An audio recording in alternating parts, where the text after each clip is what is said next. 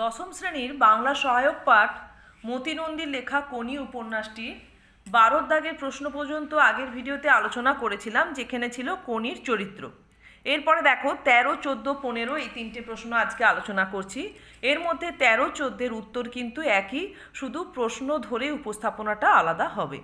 এখানে বলা হয়েছে ফাইট কোনি ফাইট, সাধারণ মেয়ে থেকে চ্যাম্পিয়ন হয়ে উঠতে গিয়ে কোনিকে কী ধরনের ফাইট করতে হয়েছিল তার নিজের ভাষায় লেখো।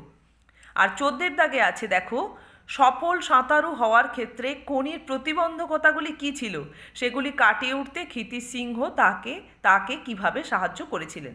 তাহলে এখানে চ্যাম্পিয়ন হয়ে উঠতে গিয়ে তাকে কিভাবে ফাইট করতে হয়েছিল, অর্থাৎ তার প্রতিবন্ধকতাকে অতিক্রম করতে হয়েছিল। আর সেখানে ক্ষিতিশ সিংহের তো একটা বড় অবদান রয়েছিল, আর এখানে কিন্তু সেটাই চাওয়া হচ্ছে। তাহলে উত্তরটা শুরু করব আমরা কিভাবে না, কোনি জন্মসূত্রেই ছিল একজন জাত ফাইটার। তাহলে এই লাইনটা দিয়ে থাকলে কিন্তু এই লাইনটা দেবে, না হলে যখন এই লাইন ধরে প্রশ্ন বা এই ধরনের কোনো প্রশ্ন থাকবে যেখানে ফাইট কোনি ফাইট এই লাইনটা নেই, তখন সেখানে ফাইটার কথাটা না বললেও কোনো অসুবিধা নেই। না হলে তোমরা এমনি বলতে পারো যে জন্মসূত্রে আমরা কোনিকে খুব লড়াকু স্বভাবের মেয়ে হিসেবে দেখি। আচ্ছা, এরপরে আমরা কি বলবো না, শ্যামপুকুর বস্তির এই মেয়েটি জীবন শুরু হয়েছিল কিন্তু লড়াইয়ের মধ্য দিয়ে।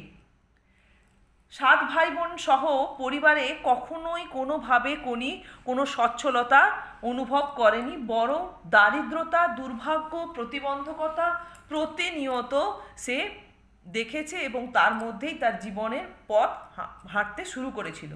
বাবার মৃত্যুর পর তার বড় দাদা সংসারের হাল ধরেন ঠিকই, কিন্তু কোনোভাবেই সংসারের কোনো সুরাহা হয় না।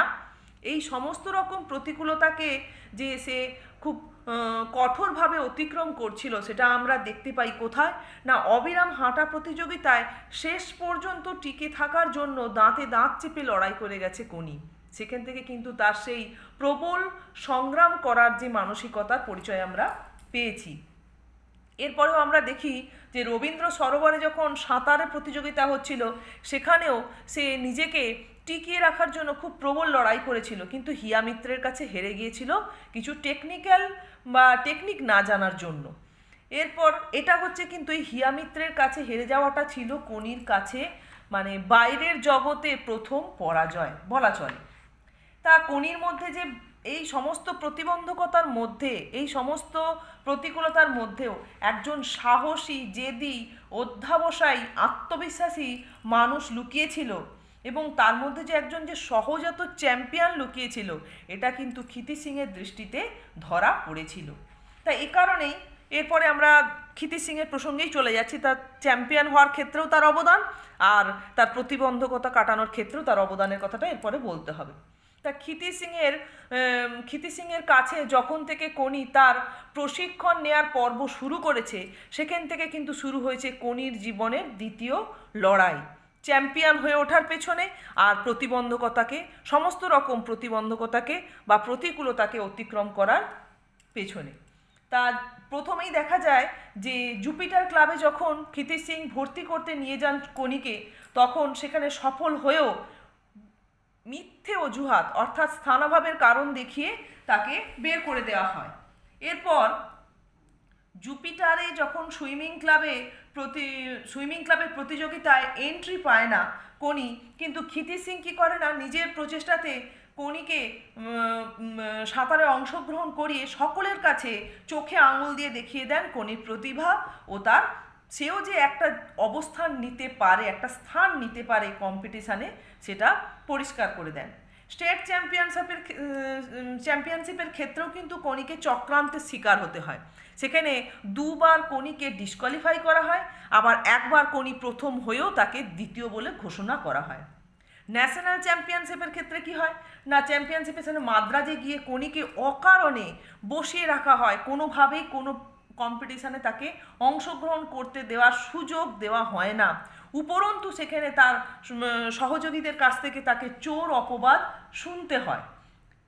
এই সমস্ত রকমের প্রতিকূলতা বা প্রতিবন্ধকতা, এই সমস্ত রকম পরিস্থিতির মধ্য দিয়েও কিন্তু কোনি ক্রমশ ফাইট করে গেছে, লড়াই করে গেছে। শেষে অমিয়ার পরিবর্তে যখন জলে নামার সুযোগ পেয়েছিল কোনি, তখন সে তার প্রতিভার প্রমাণ দিয়েছিল। এবং সেখানেই কিন্তু সেই গঙ্গার একজন সাধারণ লড়াকু সাঁতারু বা একজন সাঁতারু সে কিন্তু জাতীয় স্তরে সাফল্যের শীর্ষ স্পর্শ করেছিল এবং সে তার প্রবল যে জীবন সংগ্রাম তার পরিচয় সবার কাছে তুলে ধরতে চেয়েছিল।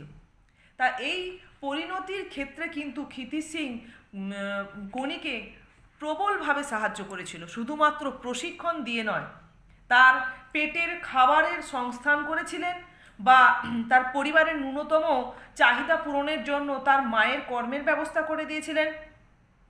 প্রতিনিয়ত ক্ষিতিশ সিং কোনিকে শারীরিক যন্ত্রণা অতিক্রম করার কৌশল শিখিয়েছিলেন। কোনির যে নিষ্ঠা, সংকল্প, জ্ঞান সেটা কিন্তু এক প্রকার বলা চলে সেই অদৃশ্যভাবে কাজ করছিল ক্ষিতিশ সিংয়ের অনুপ্রেরণায়। তাই এভাবে আমরা এই দুটো প্রশ্নের উত্তরকে উপস্থাপন করতে পারি। আচ্ছা, এর পরের প্রশ্নটা দেখো 15 দাগে রয়েছে যে তোর আসল লজ্জা জলে, আসল গর্ব জলে। কোনির কোন কথার পরিপ্রেক্ষিতে কথা বলা হয়েছে? তার আসল লজ্জা আসল গর্ব বলে জলে বলার কারণটা কি? তাহলে কোন ঘটনার পরিপ্রেক্ষিতে? না, কাহিনীর আমরা শুরু থেকেই দেখছি যখন থেকে ক্ষিতিশ সিং কোনিকে সাঁতারে প্রশিক্ষণ দেওয়ার পর্ব শুরু করেছেন, যখন থেকে সাঁতারু হিসেবে লড়াই শুরু হয়েছে কোনির জীবনে, সেই সময় থেকে নানান রকম চক্রান্ত, প্রতিবন্ধকতা, তিক্ত অভিজ্ঞতার সম্মুখীন হতে হয়েছে দুজনকেই। দেখা গেছে কখনো ধীরেন ঘোষ, বধূ চাটুর্যে, অমিয়া, হরিচরণ কেউই কিন্তু কোনি বা ক্ষিতিশ সিংকে ছাড়েনি। তা কোনি সেখানে কি না ক্লাবে ভর্তি হতে পারলো না, সাঁতারের পুলে তাকে ডিসকোয়ালিফাই করা হলো, কখনো তাকে প্রথম হওয়া সত্ত্বেও দ্বিতীয় ঘোষণা করা হলো। এরকম নানান চক্রান্তের মধ্য দিয়ে সবাই চেয়েছিল কোনির মনোবল ভেঙে দিতে। সেখানেও কিন্তু কোনি তার জেদ, তার যে আত্মবিশ্বাস বজায় রেখেছিল। এর পরেও আমরা দেখি যে তাকে দুর্বল, মানে এটা ছিল ক্রীড়া জগতের এক প্রকার চক্রান্ত। যে দক্ষ তার দক্ষতাকে স্বীকার না করার পেছনে এটা ছিল একটা প্রবল চক্রান্ত।